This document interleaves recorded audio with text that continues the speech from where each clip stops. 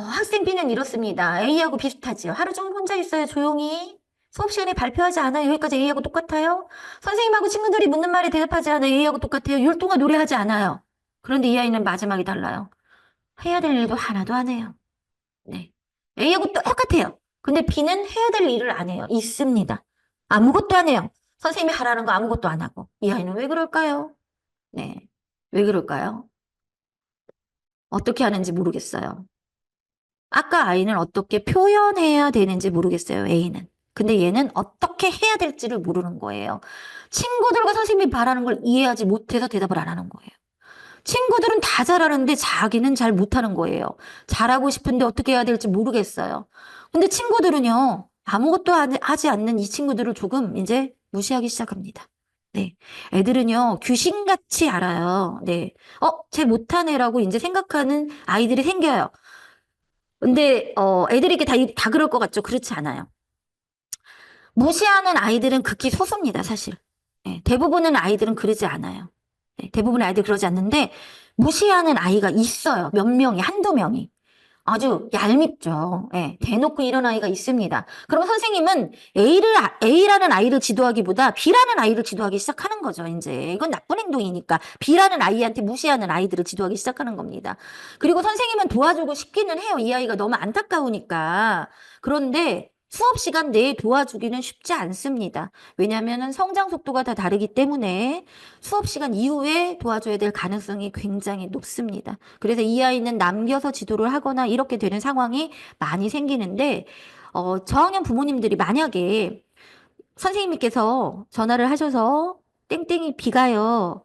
이래서요. 수업 후에 조금 프로그램을 받으면 좋을 것 같아요. 라는 전화를 받으실 수도 있습니다. 그럼 저학년 부모님들은 어떻게 반응하실까요? 네, 선생님 감사합니다. 너무 감사해요라고 하실까요? 그러실 것 같죠? 안 그래요, 부모님. 생각보다. 네. 안 그렇고요. 남아있는 시간에 혹시 우리 아이가 낙인 효과가 있을까 봐 그걸 더 두려워하십니다. 우리 아이가 특별한 아이라는 인상을 받는 게 두려워하실 거예요. 자, 그럼 그런 두려움은 아이의 두려움일까요? 부모의 두려움일까요? 부모의 두려움이에요. 저는 이런 부모님 봤거든요. 너무 안타까워요. 무슨 시선이 그렇게 두려워서 이렇게 학교에서 이렇게 도와주겠다고 하는 손 내미는 거를 거절하시는지, 네. 그게 과연 아이를 도와주는 건지라고 묻고 싶습니다. 예, 생각보다 부모님들이 학교를 보내고 시작하면서 유치원 때도 마찬가지입니다. 주변의 부모님들 시선을 너무 많이 의식하십니다. 근데 그런 시선의 의식이 우리 아이를 위한 건지 나를 위한 건지를 깊이 들여다보세요. 예. 결코 거기서 자유롭지 않을 거예요. 본인을 위한 거라는 거를. 그래서 정말 우리 아이를 위한 게 뭔지 본질을 생각하시고 꼭 아이를 키우시길 바랍니다. 본질을 생각하셔야 돼요. 우리 아이를 정말 위한 거.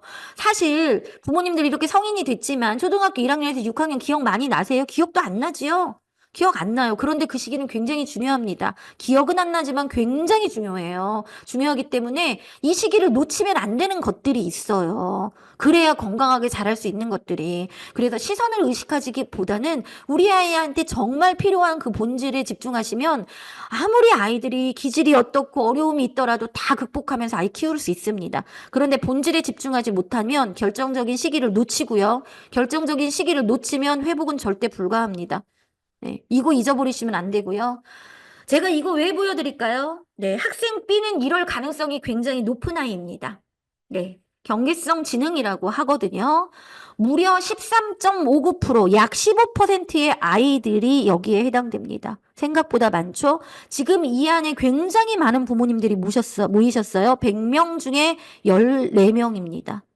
이 안에 100명이 넘게 모였어요. 그럼 이 안에 경계성 지능에 해당하는 자녀를 두신 부모님들이 30명 이상은 있다는 얘기입니다. 통계학적으로 그래요. 네. 경계성 지능 아이들은요, 하고 싶어도 이해가 안 돼서 못하는 경우가 되게 많고요. 제가 지금 시간이 없어서 사례를 자세히 말씀드리긴 어려운데, 제가 재작년에 4학년 담임이었고요. 저희 반에 경계성 지능으로 의심되는 아이가 있어서 부모님께 검사를 받아보라고 권유를 했습니다. 부모님 팔짝 뛰시죠? 왜요? 선생님 말도 안 됩니다. 우리 아이는 버스도 잘 타고 다녀요. 4학년인데 버스 잘 타니까 똑똑한 아이라고 생각을 하신 거죠. 그래서 제가 너무너무 많이 설득을 했어요. 어머니, 아니면 다행이지만 만약에 맞다면 이 아이한테 맞는 지도가 필요합니다. 그래서 어머니가 그냥 못 이긴 척하고 되게 기분 나쁜 표정으로 저한테 오케이라고 하셨어요. 오케이. 오케이라고 하시고 검사를 하셨습니다. 결과가 어떻게 나왔을까요? 네. 우리가 보통 경계성 지능이 70에서 85 사이라고 해요. 그럼 70 밑에는 특사급 입급 대상 아동이라고 보통 분류를 합니다. 물론 지능이 70 이하라고 해서 특사급에 들어가는 건 아닙니다. 특사급에 들어가려면 복합적인 검사를 해야 되고 그중에 지능이 하나일 뿐입니다. 그 아이 지능이 69가 나왔습니다. 69가 나왔는데 그럼 특사급 입급을 고려하라고 상담 그쪽에서 기관에서 그랬겠죠? 당연히 그랬습니다. 특사급 입급을 고려하라고 어머님한테 결과지 가지고 오라고 해가지고 저는 뭐라고 했냐면 거기서 뭐라고 하든가요? 결과를 담임한테는 안 보내줍니다. 개인정보라서 어머님한테 가지고 오라고 했어요. 네, 특사급 입학을 고려해보라고 하셨습니다. 그래서 제가 특사급 갈 필요 없다라고 단언했습니다. 왜냐하면 이 아이는 지능은 낮으나 사회성 지수가 매우 높은 아이이기 때문에 특사급을 갔을 때 얘한테 더 마이너스입니다라고 제가 했습니다. 안 보냈습니다. 그 아이가 4학년 때 어쨌든 경계성 지능 진단을 받고 국가에서 지원하는 제도가 있습니다. 제도 프로그램은 도움을 받고요. 물론 저 또한 이 아이를 지원하기 위해서 다양한 각도의 노력을 했습니다. 지금 이 아이가 올해 졸업을 했고 6학년이거든요. 6학년 때 학급의 부회장까지 했습니다. 제가 말씀드리는 거는 아이를 지원하는 거는요. 아이의 특징을 정확히 파악해야 할 수 있다는 거예요. 예. 그러니까 두려워하지 말라는 거예요. 그 어머니는 정말 경계성 지능 진단을 받을까 봐 두려워했겠죠. 네. 그건 엄마의 두려움인 거죠. 아이의 정확한 걸 파악하고 지원해 주는 건 부모의 역할이거든요. 네. 그러니까 부모님들도 혹시 이런 제안을 받으시면 두려워하지 마세요. 혹시 학교에서 선생님이 이런 제안 검사해 보시라고 하면 하세요. 아니면 다행인 거고 만약에 맞다면 지능이 다시 높아지냐고요?